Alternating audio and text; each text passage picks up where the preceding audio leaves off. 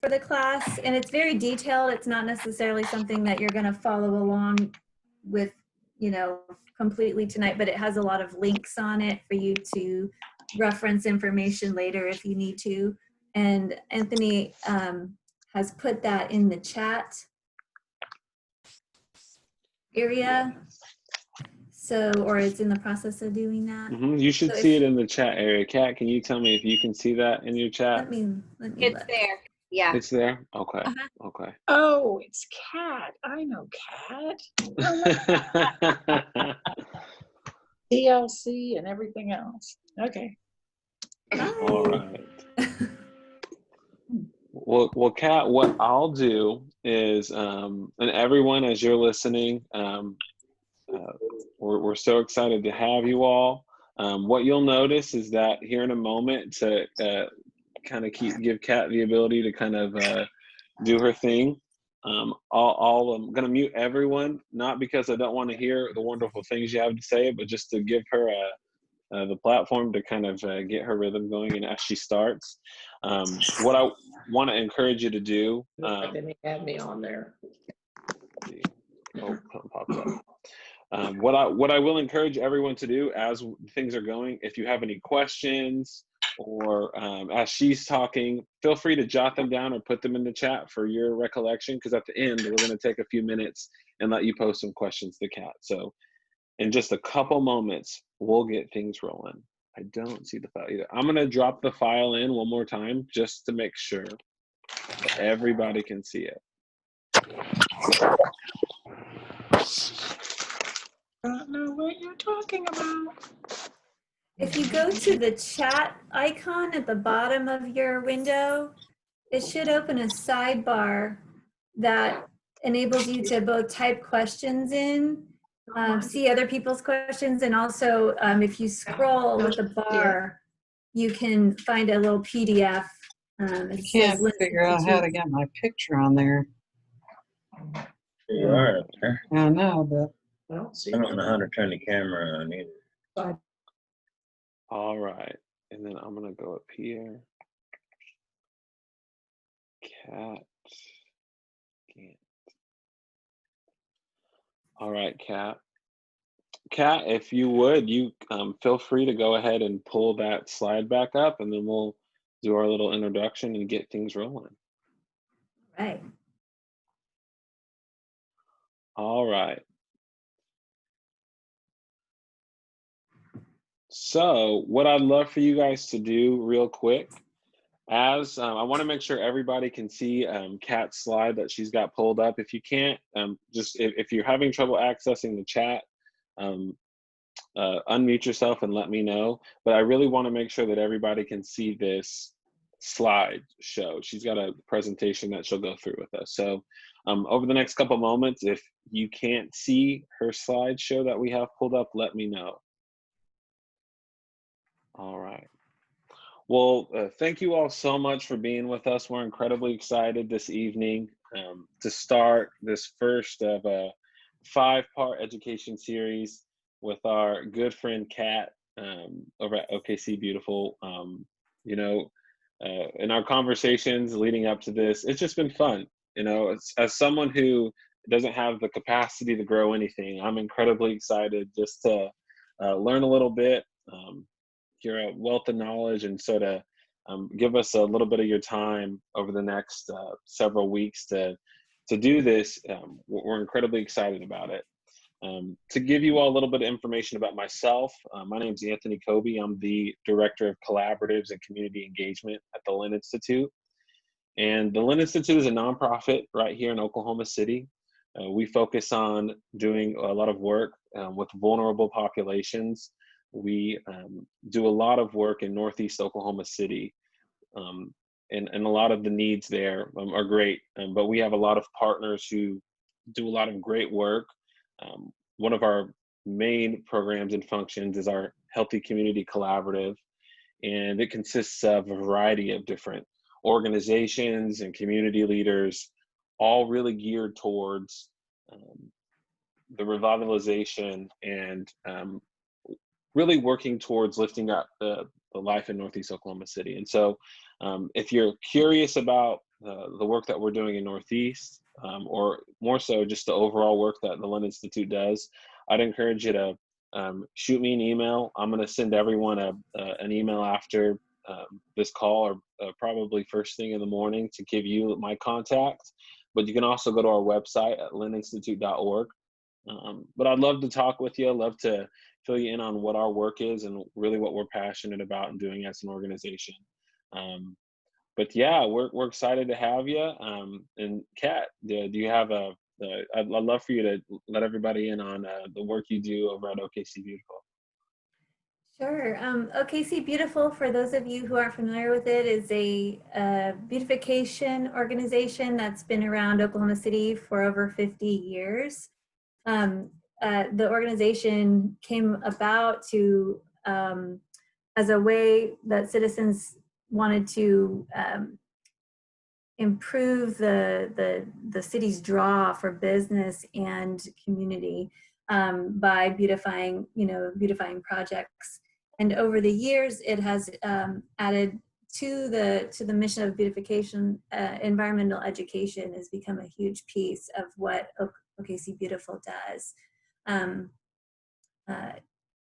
30 years ago, they added the Mother Earth program, which goes into schools and is a play with actors that teaches kids about littering and recycling. And we've added in the last 5 years composting and teaching kids about how to turn waste into resources and to protect the earth, conserve water.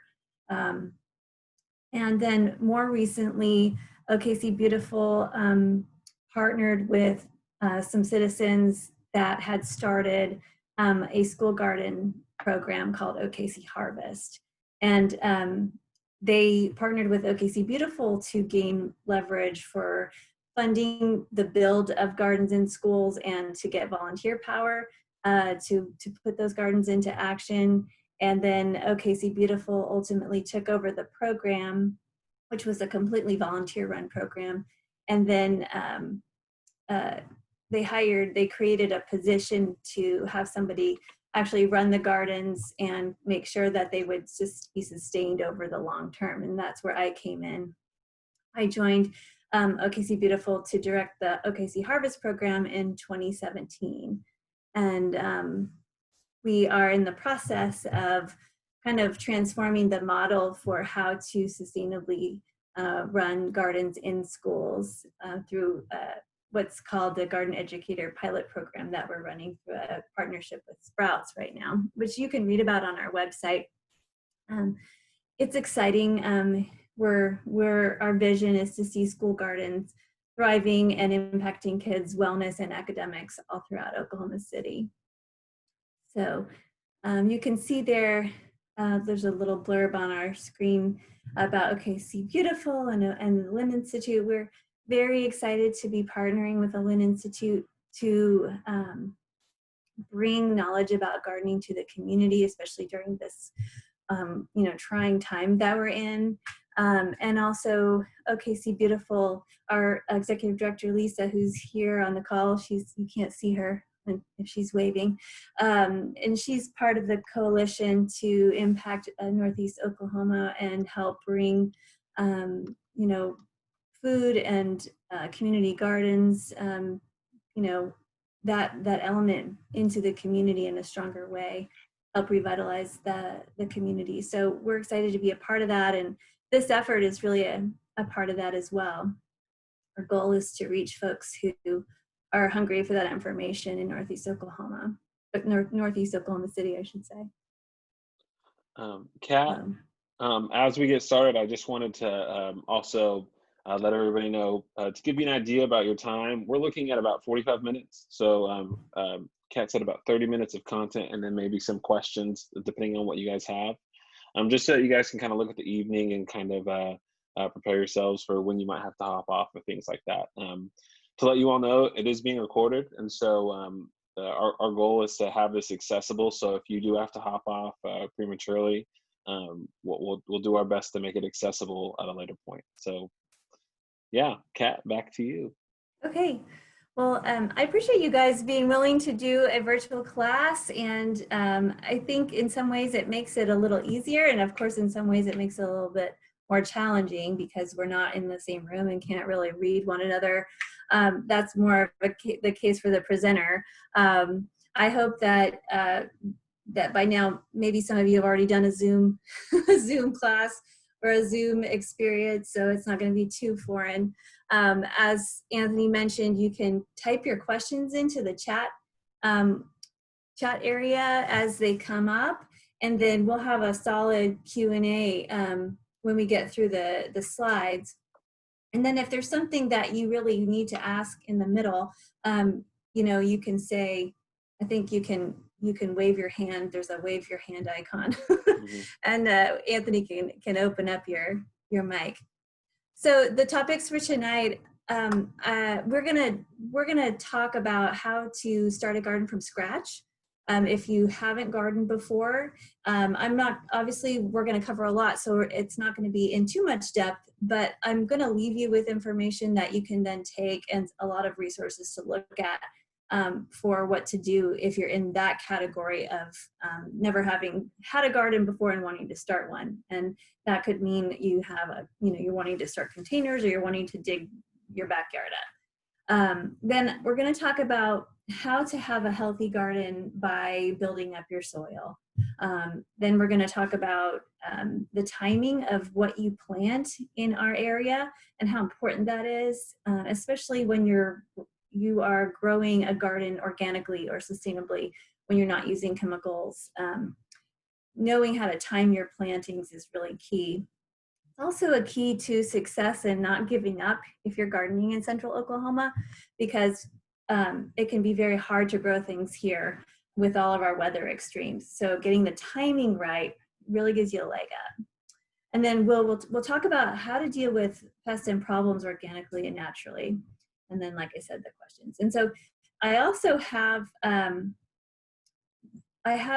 lots of links on these slides. So we will share a PDF of the slides as well as this outline, which if you haven't found it, it's in the chat. There is a PDF in the chat area that you can download and open up and either print out or look at. If you look at it online, you can click on the links too. Okay, so if everybody, normally if we were in the same room, I'd ask for a show of hands of who's a total beginner, but time won't let us do that in this format. It's kind of difficult. So I'm just gonna give you guys some quick pointers on what you would do if you were starting from scratch, and then we'll move through all the other information. So minimum light requirements for any garden are going to be 6 hours. So that's really important. You need to look at your area and test that out before you start digging, before you establish a raised bed. And then you think it would be kind of a intuitive thing, but you know, sometimes it happens where we start these projects and then we get going and realize that, oh, the hose is on the other side of the house. And then it becomes a problem. So make sure you have access to water figured out. And we definitely need water for our vegetable gardens. So then there's lots of different types of gardens that we can talk about. We talked about sunlight, 6 hours, and needing to know where your water is. So the types of gardens that we have, you know, to choose from, you can go out and you can dig up your yard. This looks like it's being done by hand, so power to this guy. I've done this before. I actually rented a sod cutter from Home Depot and cut the sod in about 15 minutes, and that was very satisfying. And then, you know, the hardest part was getting that thing in and out of the truck for 15, 20 minutes of actual use. But it did save me having to dig out the grass. Digging out the grass is not necessarily fun. That's the hardest part of doing an in-ground garden. The next hardest thing is that you have to build up your soil over time, because you may not have nice, rich, dark soil like in this picture. You might have very hard Oklahoma red dirt in your backyard. So that's a consideration. Here's another shot of an in-ground garden. The advantage of an in-ground garden, obviously, is you can be creative with the size and shape of it much more easily than you can if you're doing a raised bed. Let's talk about why people always gravitate towards raised beds. This is a picture of one of our school gardens. You know, raised beds are nice because they're a little bit raised up and it's a little bit more ergonomic. You don't have to bend down as far, and then depending on what kind of material you're using to contain the bed, you might have a nice place to sit when you're wanting to work in the bed. So there's the ergonomics that's important. With the raised beds, it's a little bit easier to exclude pests. You know, when you build it, you can put like a hardware cloth at the bottom to keep animals that might want to come up, like moles or gophers. It's easier to put a cage around a raised bed if you ever needed to, or a cover or some kind of hoop if you're going to be excluding pests. The other thing is, obviously, with a raised bed, you're starting sometimes, depending on what your situation is, you may be starting with bought-in soil, and that gives you an advantage most of the time to starting in the ground where you don't have as high quality soil that's as workable immediately. So with an in-ground garden, it's going to take longer to get there. You do have to watch the quality of what you buy in, and I will share some ideas about where to get good quality for a raised bed garden. Here's a nice picture of an urban garden. This is something you can do when you start expanding with an urban garden. You can build multiple beds. Containers are an awesome way to go if you don't have a lot of space. I found over the last 5 years of gardening with kids, with little kids, that having containers right outside my back door is the best way to actually garden, because out of sight, out of mind really applies to me, and that has applied to me in the last 5 years. If it's around the corner and I can't see it, I'm not going to have the thought to go water it. So containers really are so convenient from that point of view. And then also, if you have you know, a small space, it's good to be able to move them around to utilize the sun as it shifts through the year. This is a shot of my patio. So when I said I'm into container gardening, I meant it. And this is just, it's really just happened to me because the raised beds are way over here by the fence and my patio door is over here. I don't know if you can see my arrow, but the patio door is on the right side. And so with the kids, I'm just looking out the patio door and I don't have time to run over to the garden and water. So the pots have become a real fun thing for both me and the kids over the last 5 years. This is a Smart Pot big bag bed, which is 6 cubic feet of soil. It's a nice size to do something kind of substantial, and then but also not too big. If a couple people wanted to, we could move it. So if you're starting from scratch and you don't have a lot of space, it's really a good thing to consider a Smart Pot. It's a fabric that breathes and drains really easily. And I have lots of resources linked on this outline for learning more about them. They're actually manufactured right here in Oklahoma City, and they are used now worldwide. I think I wanted to, there's a picture of the different sizes. That's the big bag bed you see there. Okay, so we're gonna move on from starting from scratch, and there is a link on our website to local outlets that sell the materials that you need to start from scratch, and it's on this outline. It says literally local outlets for materials listed on our website. So if you want to support local businesses that sell the materials you need, whether it's a raised bed or soil, or want to buy smart pots, you can find links to where to get that stuff locally on that list. I realize some of you guys are further out from Oklahoma City, so that won't apply to you. You can get all of this stuff at the big box stores. Lowe's and Home Depot sometimes carry smart pots and things like that, so that's not to exclude you.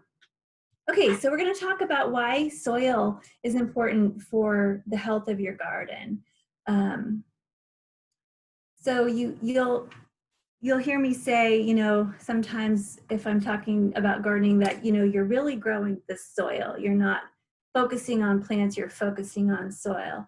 So the reason for that is because in order to have, it's kind of like, plants are kind of like people. The healthier your plants are, the more likely they are to withstand pests and diseases. So we want to make sure that they have what they need to be healthy from the inside out, so to speak. So let's talk about what I mean by healthy soil. So you want soil that isn't going to break your back when you need to work it. It's friable. That's another word for workable. Has air pockets. A lot of people don't realize that roots breathe. There is a gas exchange that happens at the root level. If there's no air pockets in your soil, your roots aren't going to be able to do what they need to do to support the plant growth, and you're going to see a stunted plant. And those air pockets are also important for letting water move through, and then also containing moisture. So if you have soil where you pour the water in and it just drains out and your soil is dry within an hour, you're not holding moisture. On the other end of the spectrum, if you're watering your garden and then it's soupy for days, you're holding too much moisture. So you want a nice balance of air pockets and then the ability of your soil to hold moisture. The last one is the thing that you're going to hear me mention over and over again, and that contains organic matter. And we're going to talk about what that means. So the qualities of low quality soil, this is what you want to avoid, is compacted soil where there's no air pockets, soil that won't let the water flow through and doesn't hold, and that doesn't have any organic matter. So what is organic matter? It is the bodies of previously living things. So mostly in the context of a garden, that's going to be leaves, plants, food waste, dead insects, things like that. And then this picture shows leaves, but there's a broad spectrum. So a little bit of soil science for you guys, just a quick little tidbit. This shows you a pie chart of healthy soil. So your soil should have 25% air, 25% water. Half of it should be the parent material, which is the crushed rock, which is the original source of the soil. And then a small, tiny but mighty fraction of your soil should be organic matter. So you should have little tiny bits of leaves and stems of plants and dead bugs that all combine into that little percentage. Now, most native Oklahoma soil has about 3% organic matter, but if you have a garden in your backyard, you should be aiming to build that percentage up to at least, 4 or 5, and then get up towards 10. And that soil is just going to be inherently fertile, and you're not going to even need to buy products to put in your soil to add fertility. So here's what I'm talking about. Here's the soil that's got of the qualities that I'm mentioning with a high organic matter content. You can see the little bits. Can you guys see my pointer? Anthony, can you see where I'm pointing? Okay, so you see the little bits of, dead plants that are sticking out here, and the dark quality of it, and then you've got this soil sample over here, which has got a lot less organic matter in it. One thing I want to mention is a lot of times people get confused between soil texture and soil structure. So texture is what your soil's made out of, that mineral portion of your soil. It's either sandy, clay, silty, or loamy. That's kind of what your soil is born with. It's the geological history of where you live that makes your soil like that. You can't change the texture. If you start trying to change soil texture, you're going to accidentally make cement, because you might have sand and then you add clay and then suddenly you have a big problem. So don't try to change your soil texture. What you want to focus on is your soil structure, because that can be improved simply through the addition of organic matter. So you kind of see where I'm going here with the organic matter. So if you look at this slide, you have good structure on the left and degraded structure, weak structure on the right.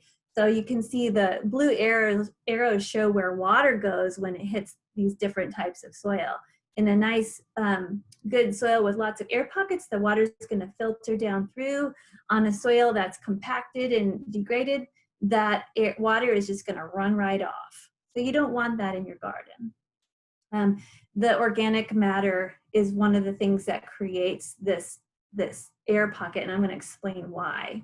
So this is one of the things I learned early on when I was studying agriculture and learning about plants that just like really excited me, and I love to share it with people. So what happens in your soil is that there are billions of microbes in it. And I know we're living in a time when we don't like to think about microbes, but there's a billion beneficial microbes in our dirt, and they don't hurt us. They are our friends and allies. And so they actually feed on the organic matter, and in the process of doing their daily business, they exude what are called fungal byproducts, microbial and fungal byproducts, and they're gluey, and they glue the soil into these beautiful clumps. The technical term is aggregates. If you talk to a soil scientist, they'll say that soil has good aggregation. Just a way of saying there's lots of good old clumps in your soil. And you get clumps because you've got microbes, and the microbes, it's kind of like if you put the organic matter in, they will come. The microbes will find your soil, they will munch on it, and they will glue your soil into these nice little clumps. So people are always amazed to learn how much microbial activity is going on in a teaspoon of soil. So like literally 50 billion different types of microbes in one teaspoon of soil. And that's what you want. That's what's happening at the forest floor. That's why forests are so fertile and so much is growing, is because they have healthy microbia in their soil. So not just the invisible decomposers, but the visible ones. So our organic matter, you put organic matter in your soil, you will get worms, you'll get all kinds of visible decomposers that are gonna move in, and they're gonna eat your organic matter, and they're gonna poop out fertility. And that's what you want in your organic garden. So how do we improve our soil? Well, the first thing that comes to mind is compost, because compost is organic matter. So compost, compost, compost, compost, and mulch and cover crops. So we're gonna talk a little bit about compost. I'm doing a whole class on composting, so we don't have to spend too much time tonight on it, because there's a lot to say about it. Main thing I want you to take away is, oh, compost, good thing, healthy soil, healthy plants. So there's a picture of somebody, turning their compost pile, and you can see all the kitchen scraps, and that's something that you can do. We do this at our schools. We are building hot compost piles in our schools. You can do a hot pile, you can do a cold pile, you can do a Goldilocks pile. You can do a worm bin. There's all kinds of ways to compost. Quick benefits of compost are, it's kind of like magic.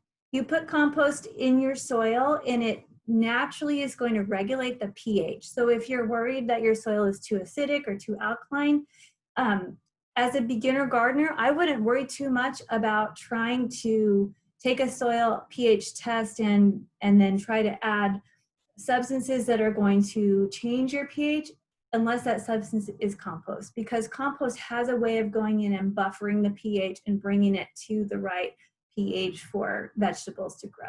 So that's a handy tool, and it's one that helps beginners avoid worrying about the technicality of pH. Like we said, organic matter is fertility. It is food for the microbes and the decomposers that then pump out the food that the plants can absorb. And we'll talk a little bit about how that works when we get to fertilizers. And then the awesomest thing about compost is that it uses waste as a resource. So we're taking stuff that would otherwise be hopefully not thrown in the trash and turn it into something that is actually worth money. If you start composting, you don't have to go buy fertilizer. So this is a quick recipe for composting, which we'll go into much more detail about in the composting class. But the recipe is you want air and water, and you want organic matter that is green, which is going to be the nitrogen content, and then you want organic matter that is brown, which is going to be your carbon content. And when you get those together, they break down really fast. It's kind of like an invitation to the microbes to come in and get active. So when you add those together in the right balance. There's lots of different ways to compost. Like I mentioned, you can do kind of a static pile, where this one up top would be, where you're just adding your grass clippings and maybe your leaves as you rake them up. And that will break down over time. It takes a little bit longer. You can do a pile like this, where you maybe add leaves every time you add your kitchen scraps. You have it enclosed. Turning your compost in that kind of environment is a little bit more involved, because you have to pull it out and then put it back in, or maybe you just don't bother turning it, and that's something we'll talk about. If you're interested in turning your compost to make it move faster, and all turning is doing is it's adding air, right? That's why people turn their compost. If you're adding, and then of course, every time you turn it, you can add water too. But these two at the bottom are tumblers, which are designed to help you like move and turn your compost without breaking your back.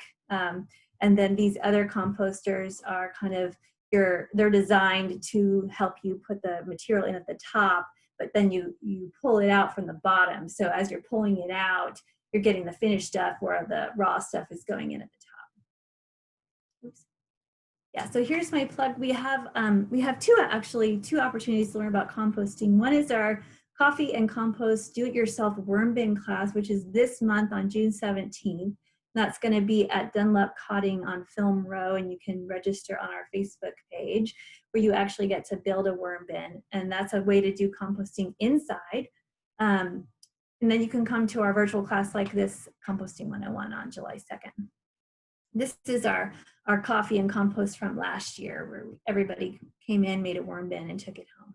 We had a lot of worms in that building that night.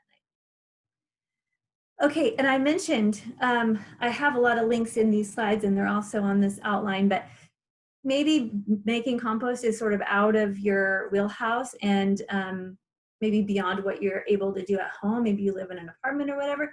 If you're interested in compost for your garden or your containers, here's some great options for buying it in.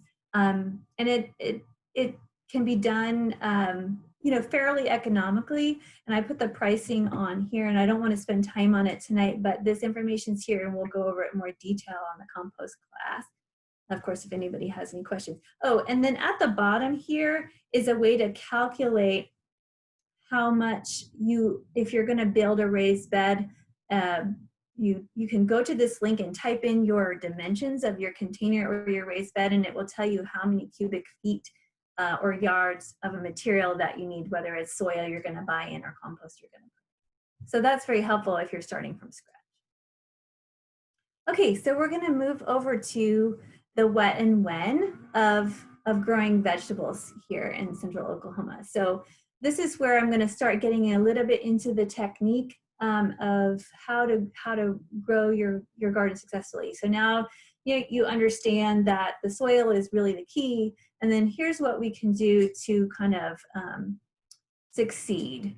So the first thing you want to ask yourself is, what do I want to grow? So you make a list, and and I say just put everything on there that you can think of that you would want, and daydream a little bit and get excited. And then you can kind of start learning the seasonality of your crops. So if you're a beginner gardener, sometimes you don't realize that things are planted at a certain time of the year, and if they're not planted at that time of the year, you kind of have to wait till it comes back around again. So a lot of people think you would plant your pumpkins in the fall, but actually you have to plant them in the spring so that they're ready by fall. And then some other misconceptions are, that especially for Oklahoma gardens, that you could plant broccoli in April and expect it to look like, beautiful by July. Well, broccoli likes cool weather. So it's going to be super, super sad here in Oklahoma if you plant it in April. So the thing that I want to bring home is that you can use the information that I'm giving you today to kind of make your list and then compare, make a column warm and cool on your notebook sheet of the things that you wrote down that you really want to grow, and then figure out, okay, what season are they suited for? And you can see there's some family characteristics here. So a lot of our root vegetables like to be in the cold. Things that are in the cabbage and broccoli family, broccoli, cauliflower, cabbage, kale, collards, they all like cool weather. Kohlrabi is one. Swiss chard and spinach are related. They like to be in cool weather. Carrots and parsley are related. They like to be in cool weather. Our salad greens like to be in cool weather. Back to the warm season, you can see we've got the nightshades, tomatoes, peppers, eggplant, love warm weather, excuse me. And then your melons and pumpkins, they're all in the same family, like warm weather. So you kind of, and then like the winter squash, the winter is in the name, they love warm weather. So that's a really important thing. And then once you realize where the appropriate season is, then you can grow things and have optimal conditions for them, and they will do better. So you want to pay attention to the crop preferences and needs about when do I grow it. So this will look familiar to my garden educators because we teach this in our schools. Kids like to learn, about how weather looks on a graph. I think it's interesting to them. And if you're a gardener, it's really important to look at this. In Oklahoma, in central Oklahoma, we have two main growing seasons. It's a cool season and a warm season. And the warm season is like 6 months long, and our cool season is 6 months long. So we actually have a lot of time to grow food. We can actually grow food year round here. We just don't realize it because a lot of people don't understand how to grow in the cool season. And that's something that I'm going to share with you. So the warm season crops are going to go in April, mostly, maybe a little bit earlier or later, depending on the weather that year. And they're going to be done by the time our first freeze comes around. So that's all these guys here. Your cool season crops can go in. We can start getting ready to plant them late July, and then we think about it sort of in August. It's still pretty hot, so sometimes it's tricky to get a few things started in August. But by the first couple weeks of September, we got our fall gardens going in. And so all these crops are going in sort of by mid-September, kind of depending on how our summers go. If it's like just a crazy hot summer, we might be a little bit later into September and early October. But you want things established by October-ish, and then they will actually grow into the winter. And then if you put some row covers, whether it's fabric or plastic, over the winter, you have to vent sometimes because we get warm weather in our winters here too. You can actually harvest that stuff through the winter and then take the covers off in February, and they will continue to grow until they get sad because it's getting too hot for them in the end of March. So this little document with more information about each vegetable's category is linked on our website. There's a document on there called, what is it called? It's Garden Seasonality of Oklahoma Garden Crops, I think is what it's called. And then we have this lovely document which shows you the actual planting. The planting is the green dots, and the solid green is when it's growing, and then the orange dots are when you are harvesting. So if you kind of want to take your dream list and plot it on a chart like this, you can see what your timing will be. So the one on the left is for your cool season, and the one on the right is for your warm season. Again, you can click on the link on our website to download this document. I'm going really fast here because I want to get through everything so we can answer questions. So I have another really detailed planting date list that divides all the crops into when you plant in which season. And it has little notes about each crop that are really geared towards central Oklahoma. And this document is also on our website. Soil temperature is important when you're planting seeds or even when you're putting seedlings in the ground. You can use a soil thermometer like this, or you can go online to the Oklahoma Mesonet, which is a fabulous resource that actually shows what your soil temperature is, so you don't even have to go outside and put your hand in this dirt. You can just, now of course if you have containers it might be slightly different, but this is showing you what the temperatures of the soil are. Okay, so when you're getting ready to plant, you have the timing figured out. How much should I plant? Well, I wanted to share this resource. This is from the OSU Extension. It's the Oklahoma Garden Planning Guide, and it actually has a column that shows how many feet of row you would want to plant of a veggie per person. So if you're growing for a family and you kind of want to be kind of slightly homesteader-ish, and you want to know that you have enough potatoes to feed your family, you can use this document and it'll give you an idea of how many row feet per person you should be planting. So I think that's pretty neat. This document also has a lot of spacing information, which can be helpful, and timing. You need to key in on the space that your crops need because they will do better if they don't have to be either crowded or if they're too far apart, then weeds can get in. So having the right amount of space is important, and that information, if you can pay attention to it when you're planting, will pay off as your plants are growing. You'll have more success.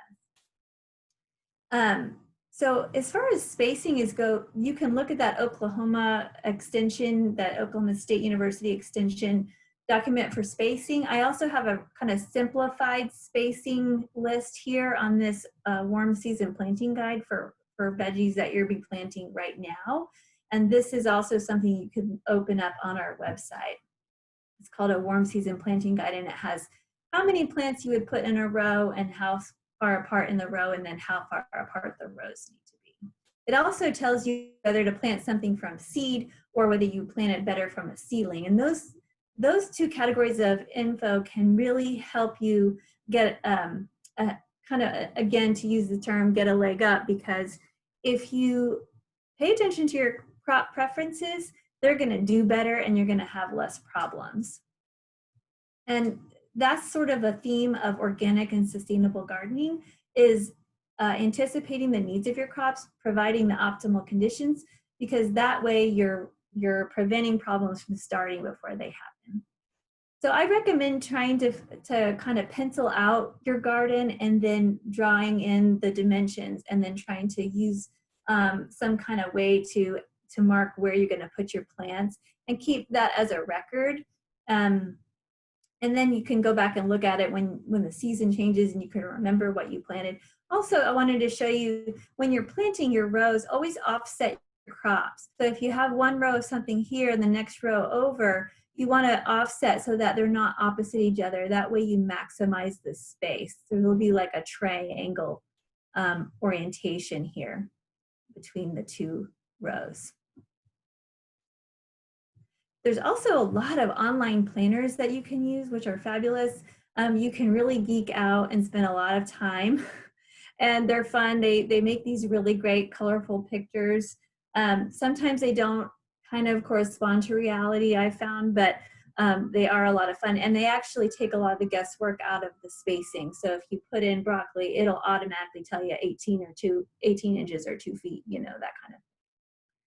So these are some sample screenshots from a couple of different planners. Okay, we're going to talk about pests real quick. I'm going to skim through this because we have another whole class on how to handle pests naturally, but I want to give you some themes to take away because this is an overview class. So here's that beautiful caterpillar that's eating this, probably it looks like a collard green leaf, and we still have if you still have broccoli family crops growing as this warm weather is heating up, those butterflies are out every day laying eggs and they're munching down on your plants. So what do you do when you have that problem? Do you reach for a chemical pesticide, and if you don't want to reach for one, how do you pick one that is natural? And how do you know which one to pick? So I just want to start by saying my mentality on chemical pesticides are that they are a Band-Aid. In farming, the more pesticide you put on a crop, the more the pests learn to resist that pesticide and the more material you have to put on. That's known as the pesticide treadmill. The other problem with chemicals is that they will kill off the soil microbes. So all that beautiful microbial life that we're talking about that create the aggregates in your soil, the weed, not the weed killers, but in this case, the pest killers will actually, when it drenches the soil, will kill off all that good microbial life. So you kind of lose a lot of fertility in your soil that way. You compare an organic vegetable farm soil to a conventional, handful of soil, you're going to find no clumps and lots of clumps because there's no microbial life because they're being sprayed. So that's what happens. Of course, chemicals that you spray on your food, some of it gets into your body because you're eating it. Even if you wash, your vegetables, you're going to get a little bit, or you're going to get exposed to it when you're spraying. So there's obviously reasons why we wouldn't want to do that. There's a sort of an image, if you have to suit up like that to spray your vegetables, do you want to put that in your body? I wanted to share this with you. There's a group called Environmental Working Group that has a Dirty Dozen list that they publish every year, that they do testing on vegetables from the grocery store to see what the pesticide residues, how they rank. And this year for 2020, strawberries, spinach, and kale are at the top of the list in terms of the amount of pesticide residue that are found on them. So if you're going to buy anything, if you're going to choose to grow anything in your own garden, these are some of the ones you may want to plan to grow yourself, because then you don't have to buy store-bought that have all the other residue on them. Okay, so natural solutions for controlling pests. You want to make your plants healthy so that they will resist the pests, which is a thing. There's lots of studies that say that healthy plants resist pests, like healthy people resist disease.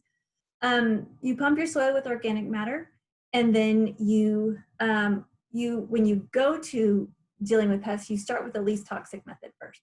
So what we'll talk about in that pest class is learning to identify the pests, building your soil, rotating your crops, using things like companion planting, hand picking the pests when it's applicable, figuring out how to use covers and barriers and traps to avoid pests.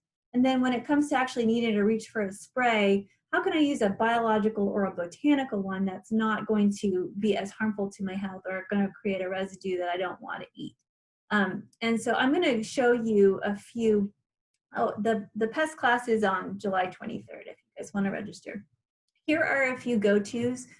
Neem oil, safer soap, BT, and diatomaceous earth. These are all very benign choices for dealing with pests when they occur. We can talk about pest questions in the Q&A and how these work, and we will go into detail that in the pest class. So on the synthetic fertilizers, I put this slide up because a lot of people don't connect the dots between fertilizers in our environment and algal blooms on waterways. But when you get excess nutrients in your ponds and your lakes, they create algae blooms. So there is a dead zone in the Gulf of Mexico, the size of the state of Rhode Island, from nutrients that have run off from our farms along the Mississippi River and land in the Gulf of Mexico, creating nutrient blooms that then kill all the life underneath. So it's a thing. Synthetic fertilizers do cause problems for our environment. They also can harm the microbes in the soil. The things you want to reach for in an organic garden are going to be animal and plant-based products. So they're going to be things that have like alfalfa meal, and on the animal side, it'll be fish fertilizer, kelp on the plant side. We can do all kinds of, there's all kinds of all-purpose organic fertilizers that you can actually find in the big box stores now. The difference is on the label, you'll see the NPK, which stand for the 3 main nutrients, are gonna be, the numbers are gonna be higher than 10 on the synthetics and lower than 10 on the organics. I have a nice list here of all of the different types of organic fertilizers that you can come back to if you're curious. I might skip over the irrigation section just so we have time for questions, but the good watering practices can control a lot of problems. So what I did here is I put together, and you'll see the best, where I put hand watering, the best fertilizer is the gardener shadow. If you spend time hand watering, you're actually going to be looking at your garden a lot. You're going to see problems. And so I recommend hand watering if you have that time. If you don't, you can put on a soaker hose or a drip system, which are also wonderful, and they save water. You can hook them up to a timer. These are really economical ways to water your garden. These prices are for Lowe's, different ways that you can to water by hand in your garden. And then I put this hose on here because it's a lead safe hose. So if you, you know, your kids are going to grab the hose and drink out of it, or if you just don't like the water idea of lead being in your water coming out of your hose. Lowe's has a really simple drip kit for $60 that can do a really good job making your garden water efficient and create a nice drip system. This is what drip systems look like. They conserve water greatly, and when you put it on a timer, it takes a lot of the work out of watering. You can also get a soaker hose kit. It's like a porous hose that emits water, but it puts out a lot more water than a drip system does. And there's a simple timer that I recommend from Lowe's. Okay, so I just spewed out a whole bunch of information, and it's almost 7:53. So I will go over 8 o'clock if anybody wants to stay past that, because I didn't mean to talk for so long. So can we open it up, Anthony, so people can ask questions? Yeah, and I haven't seen any come through. So what I'll do is I'm gonna unmute, and or if anybody wants to type questions, feel free to. The first question we have coming through is, how can you help schools with gardens that are just getting started? And that's from Amy Braun. Wow. Okay. There's a lot of layers to that. We have found over the years that the biggest pitfall for school gardens is not having consistency in who takes care of the garden. So you want to have a dedicated team within the school, ideally. But if they're not within the school, they're a community partner like OKC Harvest coming in and partnering with people in the school who are dedicated. And once you have that, you can start acquiring resources. Now, in this situation, is this a school that has a garden already or no garden yet? Yeah, so then she goes on to say, how can you help schools with gardens that are just getting started? Just getting started. Okay. Meaning more, can we partner with OKC Harvest in some way? We have the beds and soil, just nothing to plant at this time. Okay, so that would be a conversation I would have Amy call me or send me an email.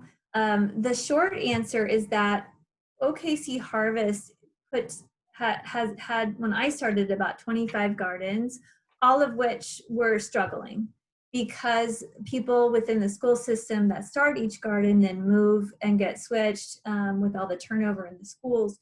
So we have moved to a system where we actually are bringing in a paid garden educator whose job it is to maintain the gardens and then coordinate with teachers and provide weekly lessons.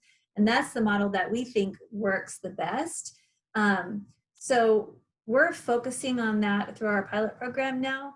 and we're not in the process of starting new gardens, but I have a lot of information for you about resources that you can tap into. So that's what I want to share. So please email me. And then my email is just kat@okcbeautiful.com, and that is on the last page of this outline.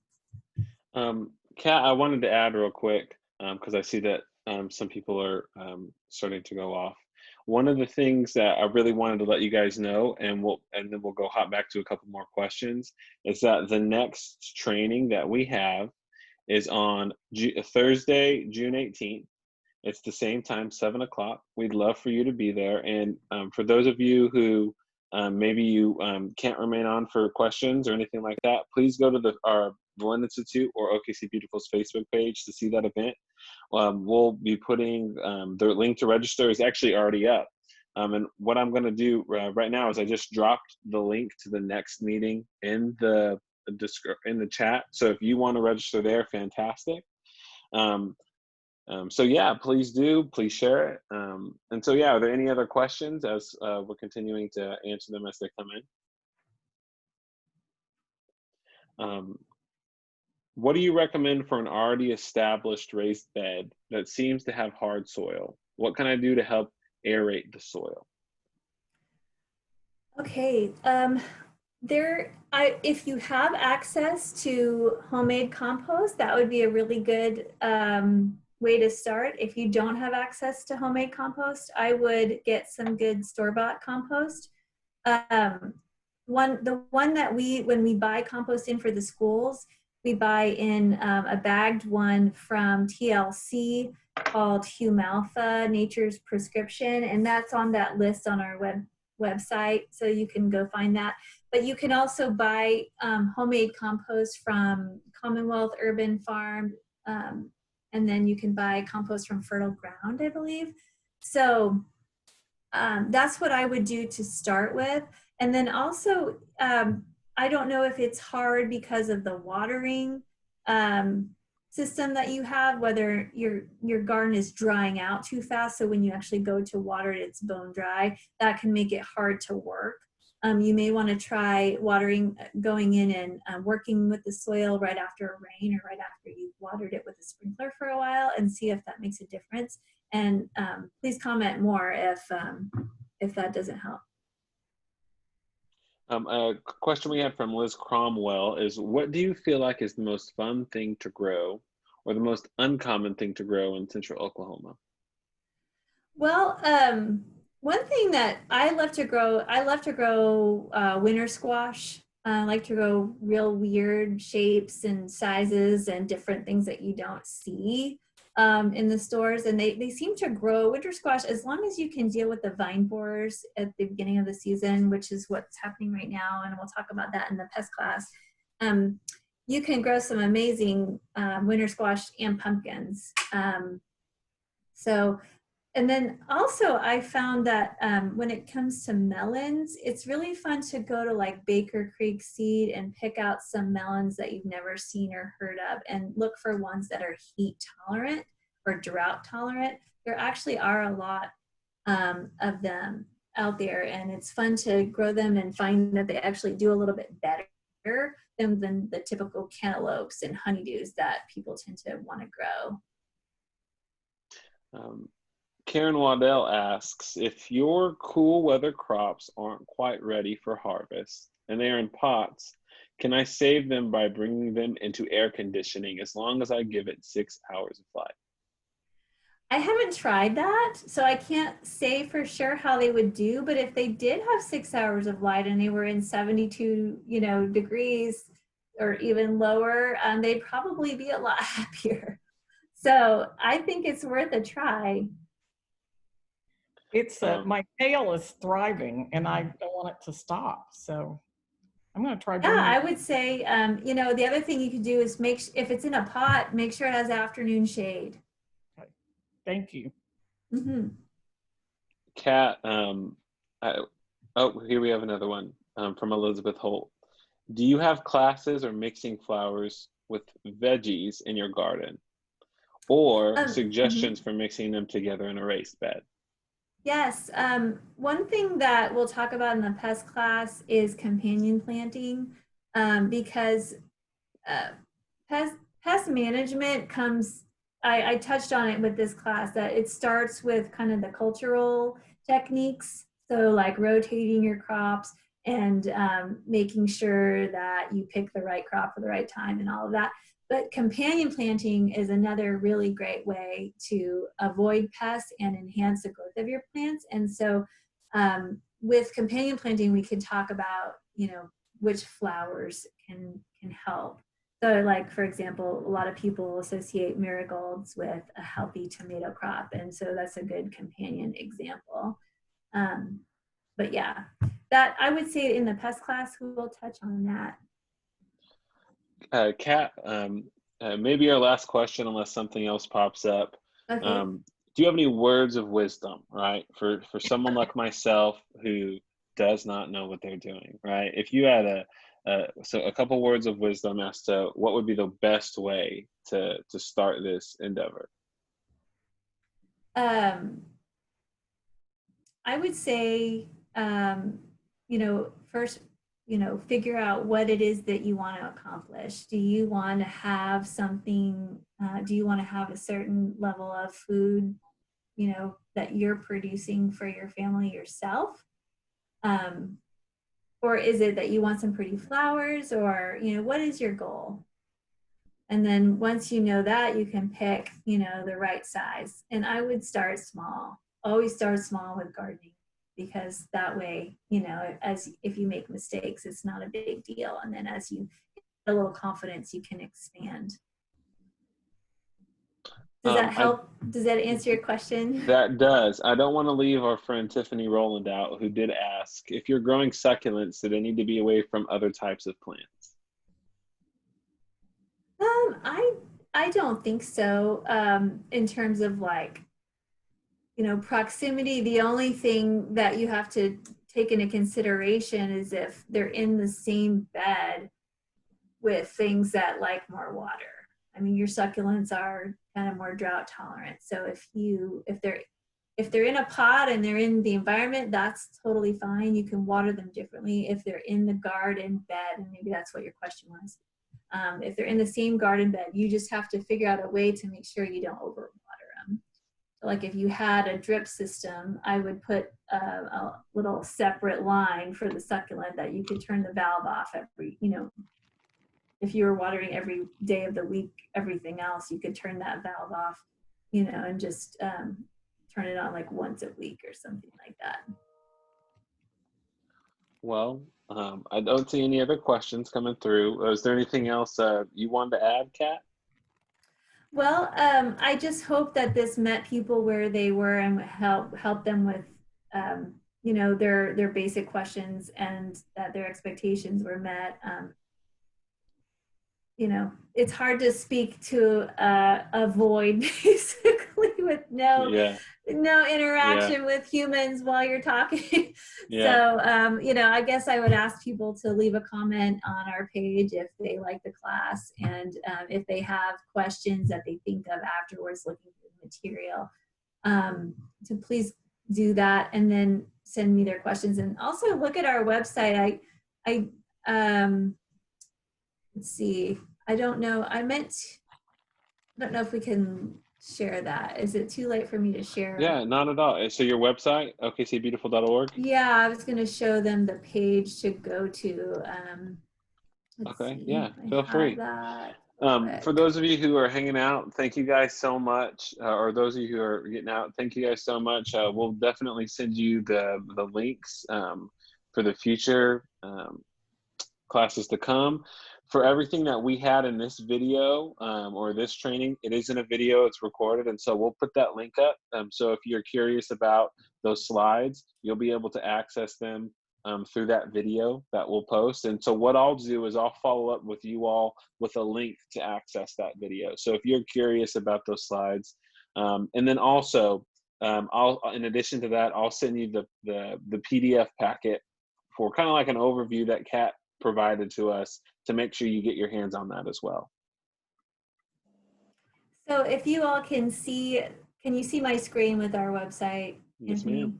Mhm. Okay, so if you go to programs and you go down to OKC Harvest, here's a little bit about our program. And then if you look at the tab underneath that, I have something called Spring 2020 Gardening Resources. So here there's a few posts. The ones that I use the most for today's class are What to Plant Now. So updated it with everything that we talked about today. All those handouts are here.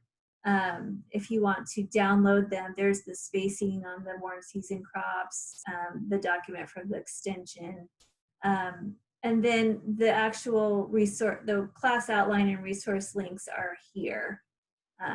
If anybody didn't get it off the chat box here. So there you have it.